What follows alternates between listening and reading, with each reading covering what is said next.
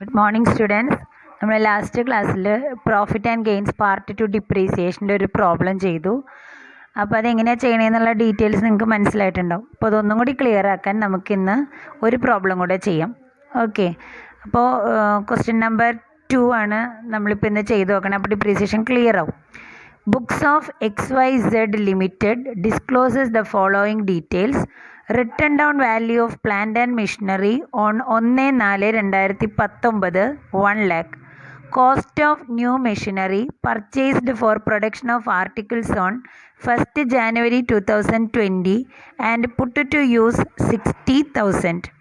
Written down value of machinery sold on 1st February 2020 30,000. Amount received on machinery sold on 1st February 2020 40,000.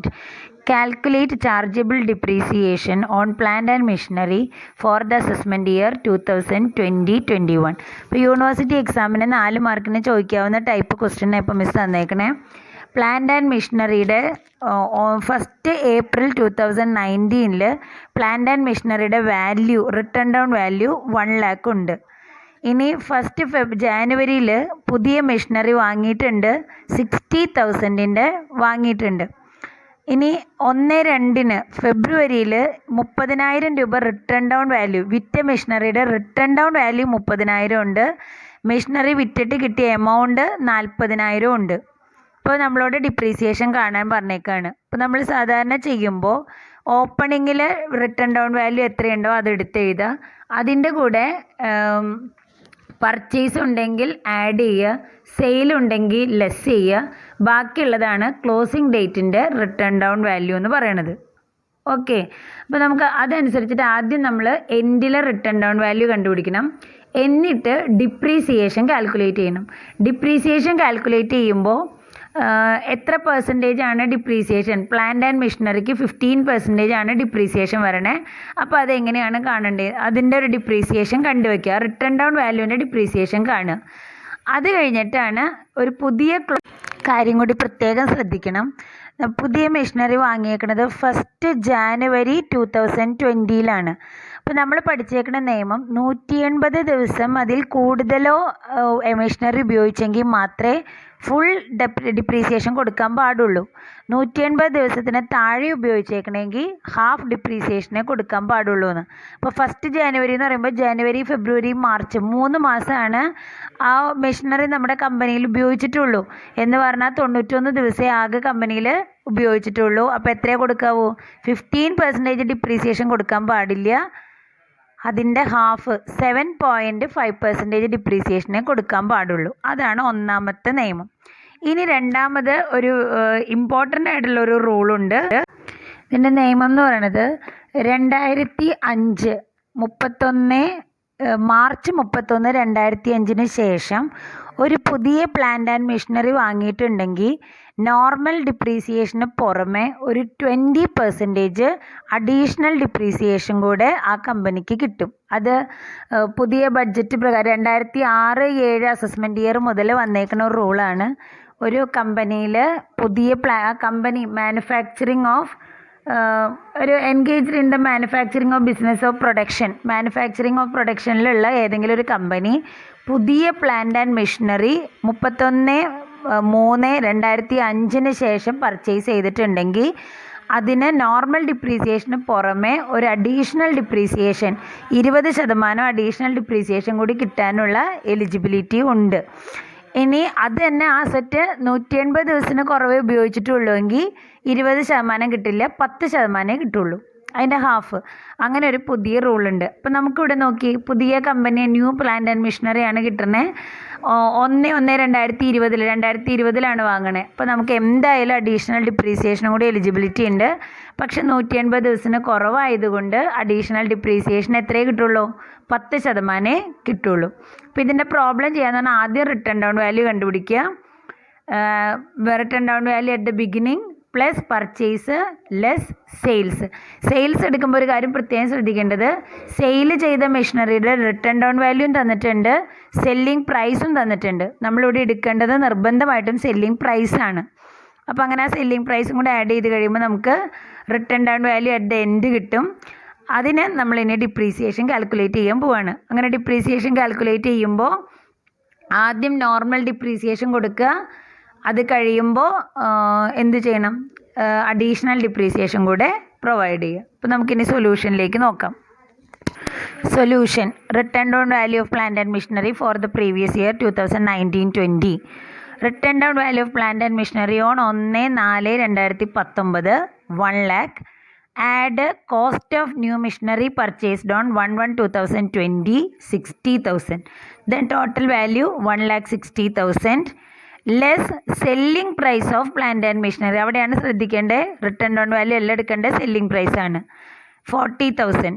അപ്പോൾ അതും കൂടെ minus ചെയ്ത് കഴിയുമ്പോൾ written down value for previous year 19-20 1,20,000. ഇതാണ് നമുക്ക് return down value കാണേണ്ടത്.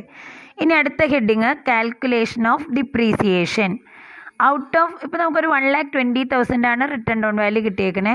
And out of this 1,20,000 60,000 is the cost of new machinery purchased on 1/1/2020 which is used for less than 180 days. അതിൽ 60,000 രൂപയുടെ മെഷീനറി ഏതാണ്?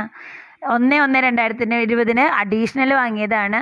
അത് 180 ദിവസത്തിൽ താഴെ ഉപയോഗിച്ചിട്ടുള്ളൂ. എന്ന് പറഞ്ഞാൽ ജാനുവരി 31 ദിവസം, ഫെബ്രുവരി 29 ഡേയ്സ്, മാർച്ച് 31 ഡേയ്സ്, അങ്ങനെ ടോട്ടൽ 91 ഡേയ്സേ ഉപയോഗിച്ചിട്ടുള്ളൂ അല്ലേ?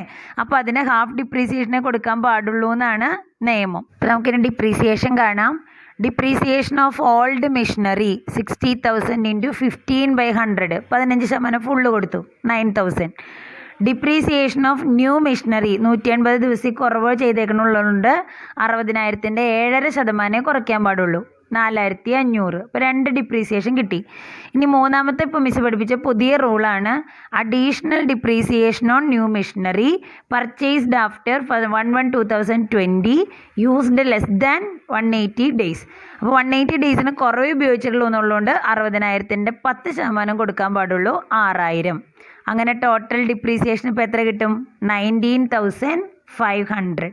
ഇതാണ് ഡിപ്രീസിയേഷൻ കാൽക്കുലേറ്റ് ചെയ്യുന്ന മെത്തേഡ്. ആദ്യം നമ്മൾ നോർമൽ കണ്ടു, 60,000 പുതിയതിൻ്റെ 7.5% കണ്ടു, അഡീഷണൽ ഡിപ്രീസിയേഷനും കൊടുത്തു. ഇനിയിപ്പോൾ normal rate of additional depreciation 20% ആണ്. പക്ഷേ അത് 180 ദിവസത്തിനേക്കാൾ കുറവ് ഉപയോഗിച്ചേക്കണോണ്ടാണ് നമ്മൾ എന്ത് ചെയ്തത്? 10% കൊടുത്തേക്കണേ.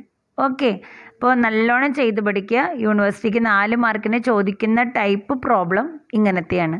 ഓക്കെ, അപ്പോൾ ആ ഒരു അഡീഷണൽ ഡിപ്രീസിയേഷൻ്റെ തിയറി മാത്രം പഠിച്ചാൽ മതി. അത്രയും വലിയൊരു എമൗണ്ട് ഉള്ളതുകൊണ്ടാണ് നമ്മൾ അഡീഷണൽ ഡിപ്രീസിയേഷൻ മൈനസ് ചെയ്തേക്കണേ. ഓക്കെ, ഇനി നമുക്ക് അപ്പോൾ അത് ക്ലിയർ ആയി എന്ന് കരുതണം. ഓക്കെ, അപ്പോൾ നെക്സ്റ്റ് നമുക്ക് തേർഡ് പ്രോബ്ലം നോക്കാം. ഈ ഒരു പ്രോബ്ലത്തോടെ നമുക്ക് അവസാനിപ്പിക്കുകയാണ് കേട്ടോ. From the following figures, you are required to calculate the depreciation admissible during the previous year. ഇവിടെ 2 അസറ്റ് തന്നിട്ടുണ്ട്. പ്ലാന്റ് ആൻഡ് മെഷീനറി ഉണ്ട്, ബിൽഡിങ്ങും ഉണ്ട്. Written down value at the beginning of the year 2ൻ്റെ സെപ്പറേറ്റ് തന്നിട്ടുണ്ട്. Purchases during the year plant and machinery 4,50,000, ബിൽഡിങ്ങിന് ഇല്ല. Sales during the year 2ൻ്റെയും തന്നിട്ടുണ്ട്. അപ്പം നമ്മളോട് ഇതിൻ്റെ അഡ്മിസിബിൾ ഡിപ്രീസിയേഷൻ കണ്ടുപിടിക്കാനാണ് പറഞ്ഞേക്കണേ. അപ്പോൾ റിട്ടേൺ ഡൗൺ വാല്യൂ ബിഗിനിങ്ങിൽ 3,75,000 15,000. പർച്ചേസസ് പ്ലാന്റ് ആൻഡ് മെഷീനറിക്ക് 4,50,000.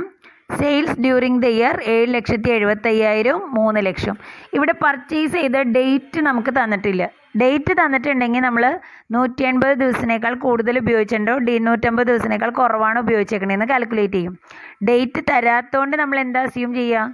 അത് 180 ദിവസത്തിനേക്കാൾ കൂടുതൽ ഉപയോഗിച്ചിട്ടുണ്ട് എന്നുള്ള അസംഷനിൽ നമുക്ക് പ്രോബ്ലം ചെയ്താൽ മതി കേട്ടോ. അങ്ങനെ പ്രത്യേകിച്ച് ഒന്നും പറയാത്തോടത്ത്. അപ്പോൾ നമ്മളിതനുസരിച്ച് എന്താ ചെയ്യേണ്ടത്? ആദ്യം റിട്ടേൺ ഡൗൺ വാല്യൂ എൻഡിലുള്ളത് കണ്ടുപിടിക്കുക. എന്ന് പറഞ്ഞാൽ ബിഗിനിങ്ങിലെ റിട്ടേൺ ഡൗൺ വാല്യൂ എഴുതുക, അതിൻ്റെ കൂടെ പർച്ചേസസ് ആഡ് ചെയ്യുക, അത് കഴിയുമ്പോൾ സെയിൽസ് വാല്യൂ എത്രയാണോ അത് ലെസ് ചെയ്യുക. അപ്പോൾ നമുക്ക് കിട്ടണതാണ് written down value at the end.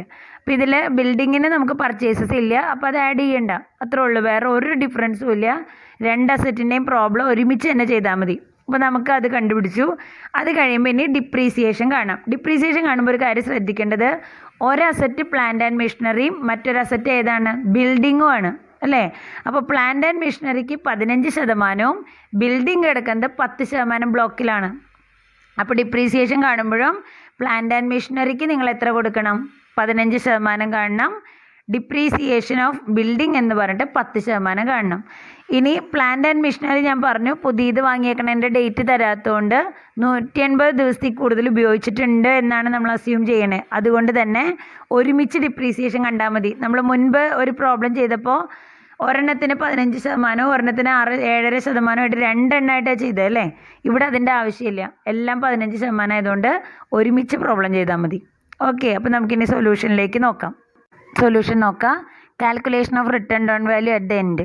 നമുക്ക് ബിഗിനിങ്ങിൽ 3,75,000, 15 lakh. ആഡ് പർച്ചേസസ് 4,50,000 നിൽ. നമുക്ക് ടോട്ടൽ 8,25,000 15 lakh കിട്ടും. അതിൽ നിന്ന് ലെസ് സെയിൽസ് 7,75,000 3 lakh. അപ്പോൾ written down value at the end എന്ന് പറഞ്ഞിട്ട് വളരെ ചെറിയൊരു എമൗണ്ടാണ് കിട്ടുന്നത്, 50,000 12,000 അല്ലേ? അപ്പോൾ നമുക്കിനി ഡിപ്രീസിയേഷൻ കാൽക്കുലേറ്റ് ചെയ്യാം. ഡിപ്രീസിയേഷൻ എന്ന് പറഞ്ഞിട്ട് ആ 50,000ൻ്റെ 15% പ്ലാന്റ് ആൻഡ് മെഷീനറിക്ക്, അപ്പോൾ 7,500 വരും. അടുത്തത് 12 lakhന് 10%, അപ്പോൾ 1,20,000 വന്നു. അപ്പോൾ നമുക്ക് return down value after depreciation എന്ന് പറഞ്ഞിട്ട് എത്ര കിട്ടും? 42,500ഉം 10,80,000. അപ്പോൾ നമ്മളിവിടെ ആ ഒരു വലിയ പർച്ചേസ് ചെയ്തേക്കണം, അഡീഷണൽ പർച്ചേസ് ചെയ്തേക്കുന്നത് 4,50,000, വലിയൊരു എമൗണ്ടാണ്. അതിൻ്റെ 20% ഡിപ്രീസിയേഷൻ പറയുമ്പോൾ ഇവിടെ നമുക്ക് റിട്ടേൺ ഡൗൺ വാല്യൂ ആകെ 42,500 ഉള്ളൂ. So additional depreciation is not required. നമ്മൾ ആ കിട്ടിയേക്കണ ഇത് written down value after depreciation എന്ന് പറഞ്ഞിട്ട് 42,500ഉം 10,80,000ഉം എടുത്തെഴുതും. ഓക്കെ, അപ്പോൾ നമുക്ക് എല്ലാവർക്കും പ്രോബ്ലം മനസ്സിലായി എന്ന് കരുതുന്നു. എന്തെങ്കിലും ഡൗട്ട് ഉണ്ടെങ്കിൽ ചോദിക്കുക. ഓക്കെ, അപ്പോൾ താങ്ക് യു വെരി മച്ച്.